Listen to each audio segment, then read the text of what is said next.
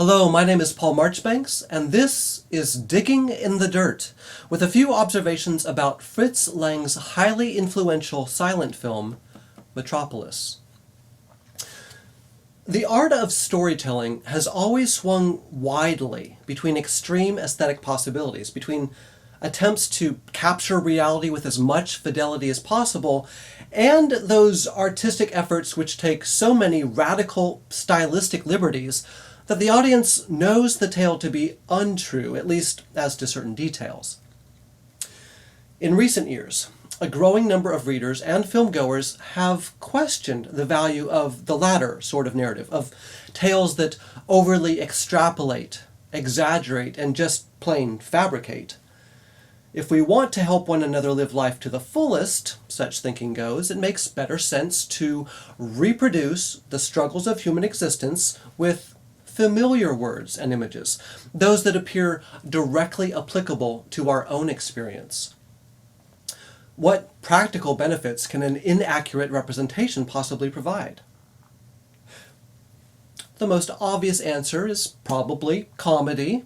The dissonant mashup of incompatible things to create unlikely situations prompts laughter pretty reliably, whether it happens in a Far Side cartoon, a Lawrence Stern novel, or a Charlie Chaplin movie. Why then might a filmmaker deliberately create a fantastic world with incredible proportions if he is determined to highlight distressing real-world injustice? Why did filmmaker Fritz Lang direct Metropolis, a highly expressionist, reality-distorting portrayal of the social fragmentation brought about by industrialization, instead of a more grounded expose of class inequality, like that provided in Frank E. Wolf's From Dusk to Dawn, or even D.W. Griffith's sweeping production, Intolerance? If Lang truly wished to censure the widening divide between wealthy capitalists and the impoverished proletariats whose work sustains the city they both inhabit, why not follow the example provided by earnest polemic and narrative realism in the previous century? In the first half of the 19th century, many a European writer effectively dramatized the dehumanizing impact of rapid urbanization. William Wordsworth lamented the city's tendency to, quote, blunt the discriminating powers of the mind. And fellow poet Elizabeth Barrett Browning denounced in her The Cry of the Children that dangerous work in factories and underground mines which was compromising young children's ability to apprehend God and nature. In the essay Signs of the Times, Thomas Carlyle assailed that newly mechanized society which has, quote, lost faith in individual endeavor and instead relies on mechanism of one sort or another. And art critic John Ruskin criticized the, quote, degradation of the operative into a machine, which, more than any other evil of the times, is leading the mass of the nations everywhere into vain, incoherent, destructive struggling for a freedom of which they cannot explain the nature to themselves. German philosopher Friedrich Engels agreed, observing that the commercial success of London required its inhabitants to, quote, sacrifice the best qualities of their human nature, reducing each citizen to brutal indifference and unfeeling isolation. A few years later, he and Karl Marx published the Communist Manifesto, declaring that capitalism throughout Europe had eliminated the old ties connecting various classes and left, quote, no other nexus between man and man than naked self-interest, than callous cash payment.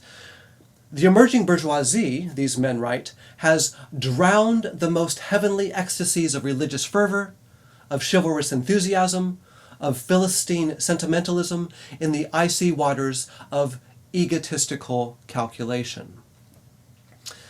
Though some Western nations made measurable progress in the last part of the 19th century at curtailing inhumane work hours, improving urban sanitation, and opening up educational opportunities to the masses, the First Great War underscored the precariousness of such advances. The aftermath of the Treaty of Versailles shattered job security for the working classes in Germany while having a negligible impact on the wealthy.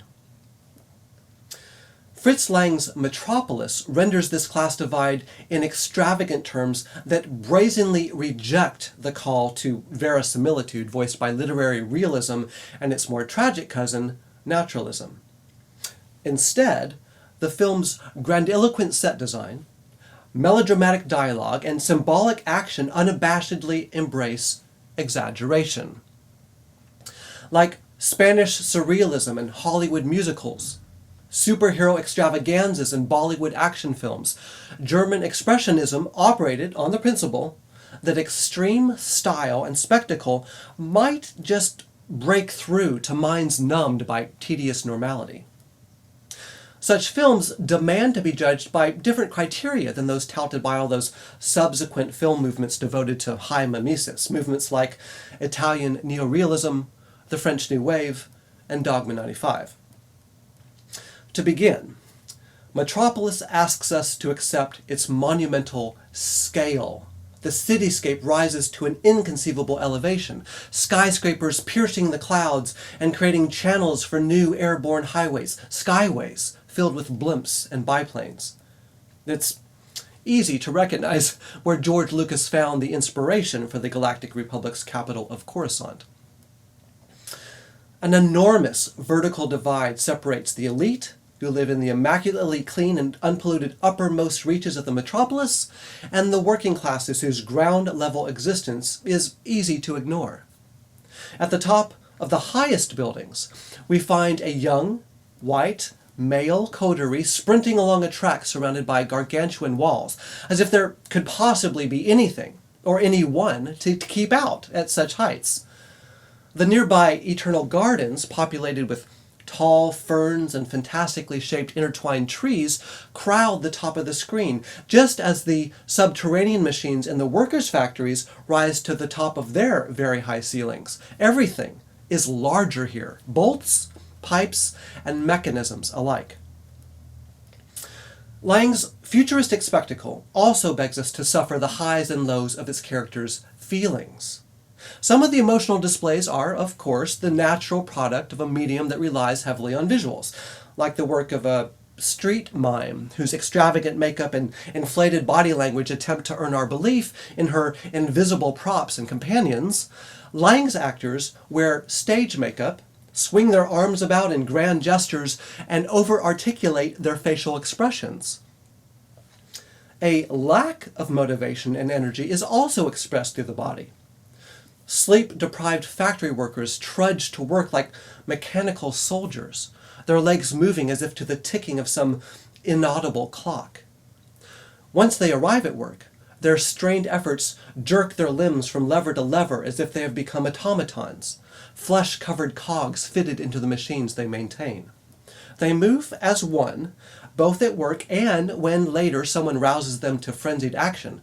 They appear, that is, to have no graduated dial to differentiate among numerous sensations, just an on-off switch that pushes them first in one direction, then in another.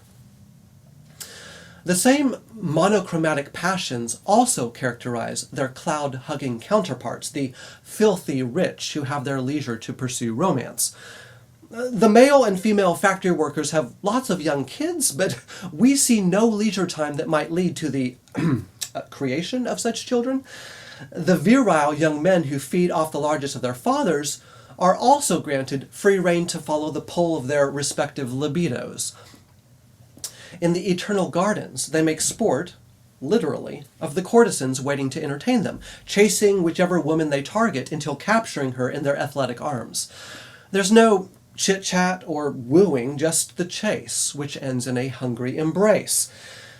They appear to behave similarly in the Yoshiwara nightclub, modeled after Tokyo's red light district, so it's little wonder that the beautiful femme fatale, who appears midway through the film, so easily fans the flames of an already objectifying, dehumanizing desire into a violent contest that turns friends against each other.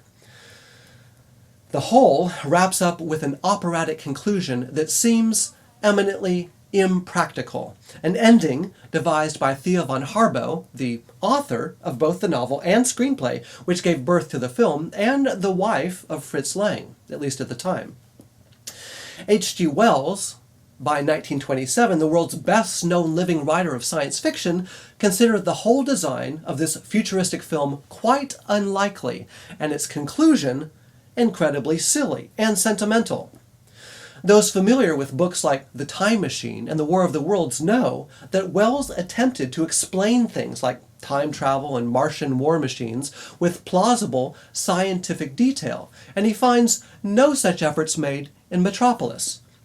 In fact, he scoffs at the entire film, faulting nearly every architectural arrangement, character arc, and social critique embedded in the work as unfeasible and indefensible. He judges it by that standard of realism I mentioned earlier, and finds it wanting.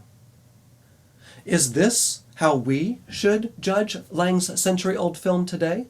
As an abject disaster because, as Wells accurately predicted, it failed to anticipate what cities would look like 100 years later? Is the idealism conjured by this symbol-heavy film a ridiculously unrealistic antidote to those social problems and class divisions that continue to beset our world? 7 months after the release of Metropolis, Alan Crosland's The Jazz Singer would move the entire industry towards greater realism in one particular way, adding synchronized dialogue to its audio track for the first time. The talkie was born, and with the exception of occasional outliers like The Artist, we've never looked back.